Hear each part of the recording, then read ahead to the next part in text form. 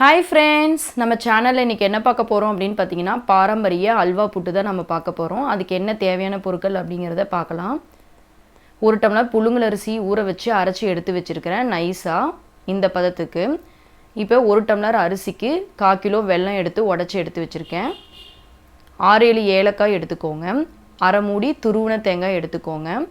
வாங்க எப்படி செய்யலாம் அப்படிங்கறத பார்க்கலாம். கனமான பாத்திரம் எடுத்துக்கோங்க. அதுல 7-8 டம்ளர் தண்ணி ஆட் பண்ணிக்கோங்க. வெல்லத்தை நம்ம கரைச்சி வடிகட்டி எடுத்துக்கணும். ஏனா மண்ணு தூசி எல்லாம் இருக்கும் இல்லீங்களா?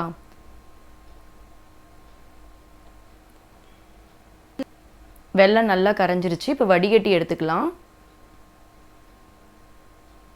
பாருங்க வடிகட்டும்போது கடைசில மண்ணு தூசி எல்லாம் தங்கி இருக்கு. அத நம்ம ஃபர்ஸ்டே நம்ம வடிகட்டி எடுத்துக்கறோம். இப்போ வடிகட்டியாச்சு. இத நம்ம பாத்திரத்துக்கு ட்ரான்ஸ்ஃபர் பண்ணிரலாம்.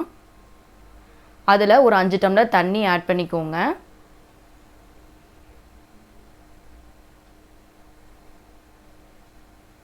இதோட ஏலக்காய் நுணுக்கி ஆட் பண்ணிக்கோங்க. இதோட சேர்ந்து அது வந்து கொதிக்கணும், நல்லா கொதிக்கணுங்க. இப்போ இந்த ஸ்டேஜ் போதும். பாருங்க எப்படி கொதிக்குது அப்படினு. இப்போ நம்ம அரிசி மாவு வந்து ஆட் பண்ணிக்கலாம். இந்த அரிசி மாவு எந்த பதத்துல இருக்கணும் அப்படினு பாத்தீங்கன்னா வெண்ணெயாட்ட இருக்கணுங்க. ரொம்ப நைஸா இருக்கணும். அப்பதான் வந்து ரொம்ப டேஸ்டா இருக்கும். இப்போ பாத்திரத்துல நம்ம ட்ரான்ஸ்ஃபர் பண்ணிக்கலாம். பாருங்க தளபலன்னு கொதிக்குது. இப்போ அரிசி மாவு ஆட் பண்ணிரலாம். கலரி விட்டுட்டே வந்து ஆட் பண்ணனும். அடி பிடிச்சிருக்க கூடாது. கட்டி விழாம கலரிட்டே இருக்கணும்.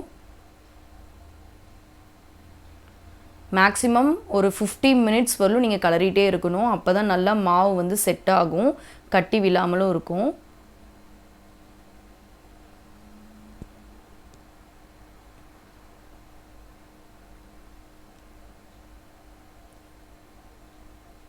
நான் மேக்ஸिमम ஒரு 20 மினிட்ஸ் ஆச்சு நான் கலரி விட்டுருப்பேன்.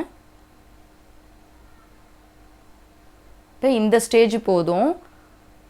இப்போ நம்ம பிளேட்டுக்கு வந்து ட்ரான்ஸ்ஃபர் பண்ணிக்கலாம்.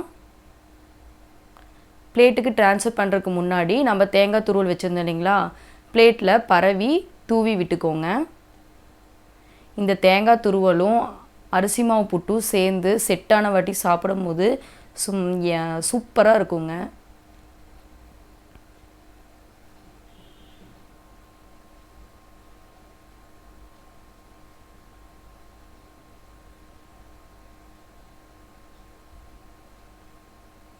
இப்போ பிளேட்டுக்கு ட்ரான்ஸ்ஃபர் பண்ணிடலாம். ஈக்குவலா எல்லா பக்கமும் பரவி ஊத்திக்கோங்க.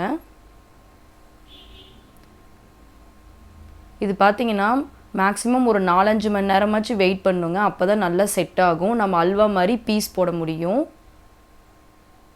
பாருங்க இப்போ பரப்பி ஊத்தியாச்சு. 4-5 மணி நேரம் கழிச்சு நான் எப்படி வந்து கட் பண்றேன் அப்படினு சொல்றேன். இந்த மாதிரி நமக்கு பிடிச்ச ஷேப்ல வந்து நம்ம கட் பண்ணி எடுத்துக்கலாம்.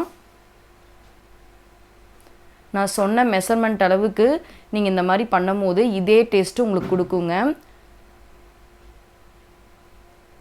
இந்த டிஷ் வந்து எங்க அம்மா தான் செஞ்சாங்க. அடிக்கடி செய்வாங்க. செமையா இருக்குங்க. ஃபைனலா நமக்கு அல்வா புட்டு ரெடி ஆயிருச்சு.